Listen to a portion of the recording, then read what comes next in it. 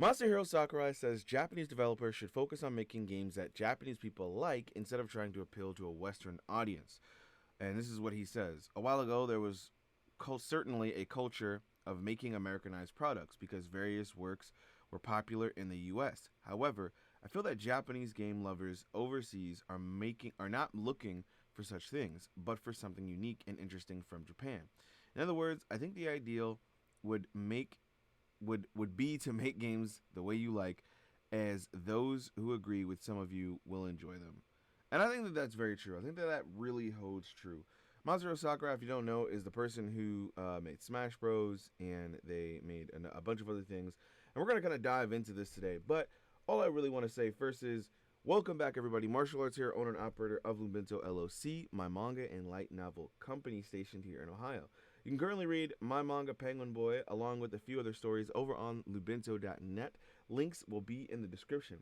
Be sure to subscribe and like the video, as it shows your ever-growing interest in my content and will allow others like you to see the videos and content that we display here. And shout out to all the recent 19 subscribers who have been here on the channel. I really do appreciate you all being here, and I think that we're going to have some fun. Anyway, let's get into it.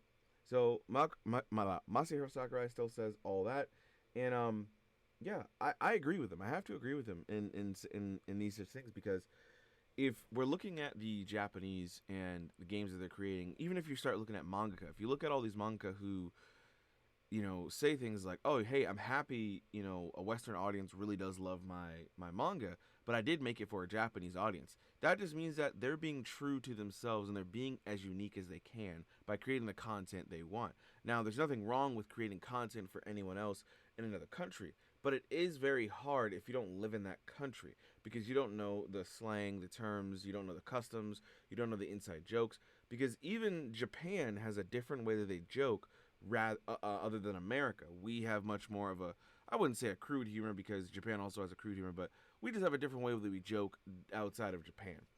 And if we go into this article a little bit more, oh gosh, an ad. If we go into this article a little bit more, let's just kind of read this. Last week, Sakurai, and this is around March 22nd, or March, 22nd, so this is probably a couple days even before that. Last week, Sakurai collected his award and gave an interview to Japanese entertainment news website Intax, in which he said he felt Japanese studios should focus on what domestic audiences like, rather than trying to make a game that may appeal to the West. According to Sakurai, Western players buy Japanese games with the expectation that they will be provided something different from Western developed games, which I think is very true. So there's no need for Japanese studios to adapt. I think that a lot of Japanese studios had something before. I mean, look at how big Final Fantasy was. Look at how big Dragon Quest is. Look at how big all these other games are that people like that are in the fantasy realm. I mean, it's not something that the West wouldn't do. It's that the West has different customs, different cultures, so they're going to create something different. It's not necessarily my own idea, but the trend in the games industry is that Japanese people should go for what Japanese people like, Sakurai explained via machine translation. A while ago, there was certainly a culture of making Americanized products, but various works were popularized in the U.S. However, I felt that Japanese game lovers overseas are not looking for such things, but for something unique and interesting from Japan. In other words, I think the ideal is to make the games the way you like them, and the people who can accept them will enjoy them. And I think that definitely goes into it a bit more. Like, people are definitely going to accept the games that they want to play. If someone sees a new Kingdom Hearts game, they're going to be like, yeah, this game was made by a Japanese game developer, and it's something very unique that doesn't come from America per se, even though Disney was tied to it, or is tied to it as a franchise as well.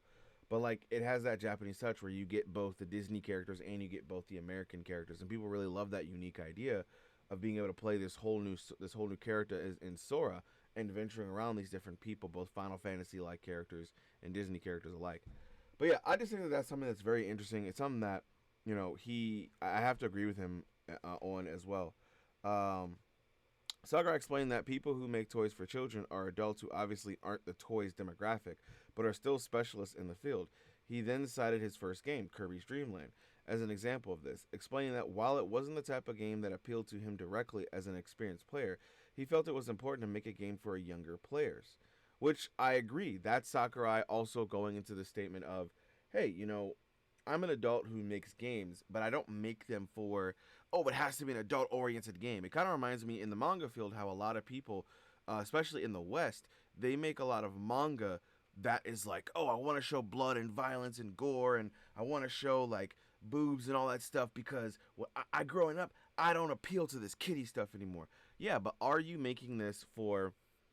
Are you making your manga for adults, or are you making your manga for kids in mind? This is what Sakurai. This is a little bit of what Sakurai is actually talking about. So here, even at Lumbento, we're making manga that is kind of all around. We're making stories that are for a younger audience, and we're making stories that are for an older audience with that in mind as we create. So that's going to shape our story and shape how people experience our story through their own lenses. Um, and let me see. Yeah, but yeah, I just think that's interesting. I mean, you guys tell me what you think down below. I mean, do you guys think what Sakurai is saying is correct? Do you guys disagree with Sakurai? Do you think that you? I mean, did you buy Japanese? Are you a player who plays games? Are you a person who plays games and actually buys Japanese games based on how they look, based on the story? Like, what makes you buy a game? Let me know down below in the comments, and if you have any other questions, yeah, be sure to let me know. And if you see any cool articles like this, tag me in them. I do want to see more things like this. I do want to cover more topics like this because these are things that I like to study because it actually helps me understand more of the manga landscape as well. But other than that, hashtag Penguination, we are out.